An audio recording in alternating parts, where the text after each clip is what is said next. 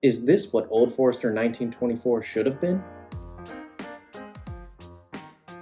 Hey everybody, welcome back to another episode of the Bourbon Hutch. Thanks so much for joining me on this journey through the world of whiskey. So today we've got a really fun review. We're taking a look at the Old Forester 117 series. This is the High Angels Share, and it's batch 3. So this is actually the first ever 117 series that I've been able to get my hands on. And from what I've heard, these High Angel Share options are pretty dang good. There's some mixed thoughts out there about the 117 series as a whole. I know they've done other ones like a Scotch cask finish. I know that they're coming out with a rum one sometime maybe later this year. So there's kind of been maybe hit or miss releases from this series. Some people see the particular combo of the amount you get and the price it costs and maybe question the value here. So this is a 375 milliliter bottle. They come in these smaller packages, and in particular this one is $60 MSRP. I actually paid $70 for it. So when you think about that, if you doubled it, you'd be paying 120 to 140-ish bucks for a full 750 milliliter bottle. So pretty much a premium price, but hey, these are limited special releases from Old Forester. What's the story with the Angels Share, the High Angels Share option here? So they take these releases from barrels that have had a extraordinarily high evaporation loss in their aging process.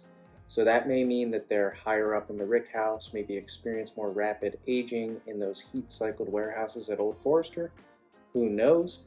But in any case, these barrels lose a lot of their liquid. That's called the Angel Share. The Angels, supposedly in Kentucky lore, they come down and they take a little bit out of the barrel because they love sipping on whiskey too. But in this case, they take those barrels that didn't get a high yield, they put them into this special release. Oftentimes that can mean the whiskey is a little bit more condensed and comes across older. Age-wise, Old Forester usually comes in around 4 to 6 years old, and they say that their heat cycling does add more maturity. I have heard rumors that this one might be older, like 8 or 9 years old, given that so much was lost in the process. It would make sense that that took a little bit longer. In terms of proof here, we've got 110 proof, so that's pretty significant for Old Forester, and kind of fits in that range between the 1924 and the 1920. So interesting to see how it kind of compares to those two in my mind. And in fact, I kind of want to compare this directly to 1924 once we get sipping on it. In any case, the real proof is in how good the whiskey is. Forget about size, forget about value, all that for a bit. Let's just see how good the whiskey actually is. All right, on the nose. Wow. Cherry and vanilla custard. That is screaming out of this glass. Wow. Forgot to mention that the mash bill here is the same as all Old Forester products. I don't remember exactly what that is. I'll put that up on the screen, but it's the same mash bill that they always have. But man, is it bringing so much rich cherry. Cherry cordial or dark cherry. A little bit of like a pie crust as well. So you could see cherry pie with vanilla ice cream. And it's got a little bit of a, maybe not acetone, but something singy. So the alcohol is there and present for sure. And then some maybe barrel characteristics like an oak or barrel char. But the amount of cherry and vanilla on it is kind of ridiculous. It is pretty awesome. All right, let's go in on the palate, see if that carries over. Cheers.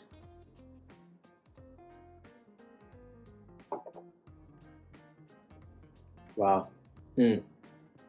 Way more chocolate and oak came forward on the palate. The cherry is still there. don't get me wrong, but now it's more like a chocolate covered cherry with oak, and then that sweet vanilla cream is mixed in there as well. It's decadent. You can feel the proof. The 110 is definitely there. I wouldn't say it sips lower than that. Might even go a little bit above that with some barrel spice or some cinnamon. Now that we've got our palate acquainted with it, let's go in for a second sip and see what other flavors we can pick out. Cheers.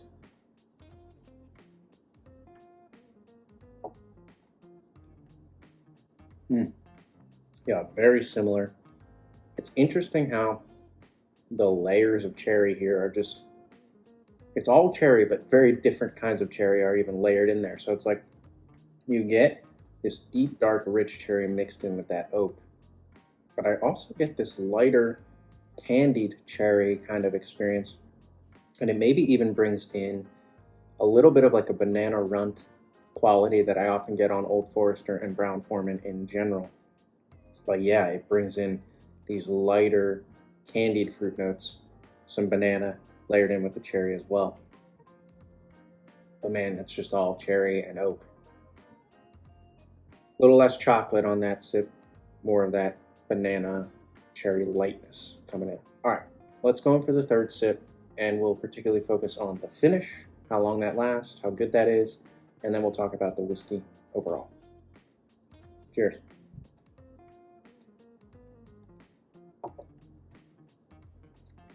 Yeah.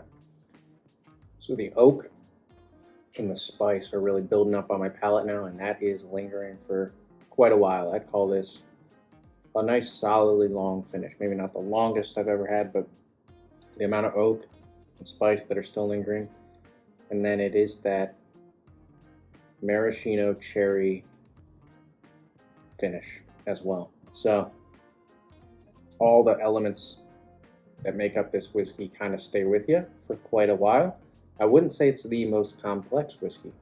In fact, it's pretty 3 to 4 note. You know, you got the oak, the spice, the cherry, and maybe some extra layer of fruit like a banana. But it just kind of brings all of those at flavor level 11. And I am enjoying it a lot. I hesitated at the store, to be honest with you, for $70, a smaller bottle that's going to go away pretty quickly. I was a little hesitant, but you know, I'm glad I grabbed it. Knowing that it was a high angel share and that people praised that made it a little bit easier. In any case, this is that higher proof, strong presentation of Old Forester, maybe with even more elements of maturity baked in, which all raises the question, how does it compare to Old Forester 1924, which you absolutely have to say caused a lot of division in the whiskey community. Some people thought it was amazing. Some people thought it was a disappointment for something that old from Old Forester, 10 years old. All right, let me pull it out. I got it ready here.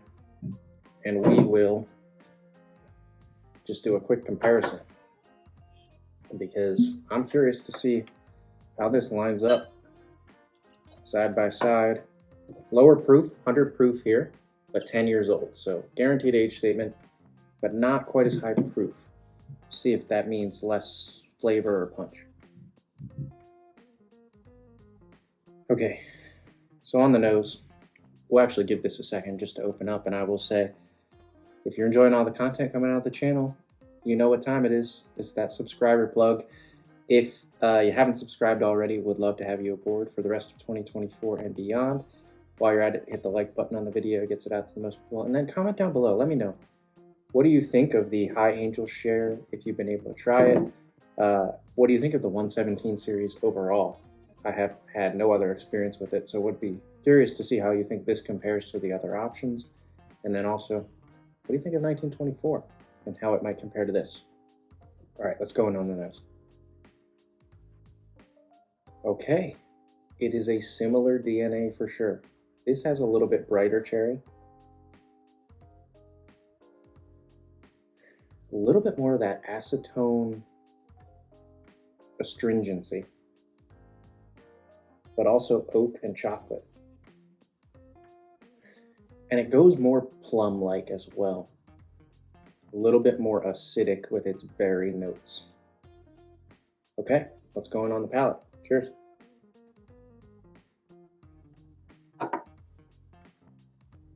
Okay, the 10 proof points makes a big difference.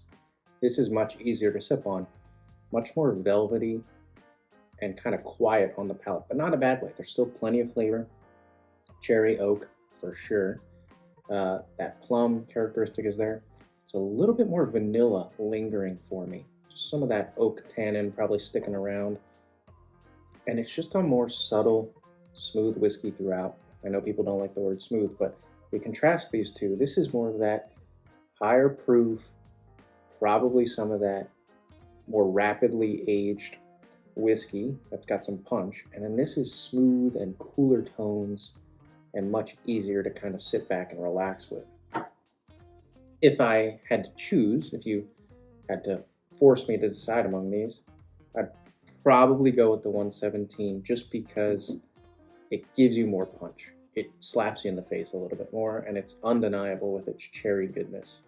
Though that does not mean the 1924 is bad by any means. It does make me think, though, what if the 1924 was about 10 to 15 proof points higher? How much more would the punch really come through?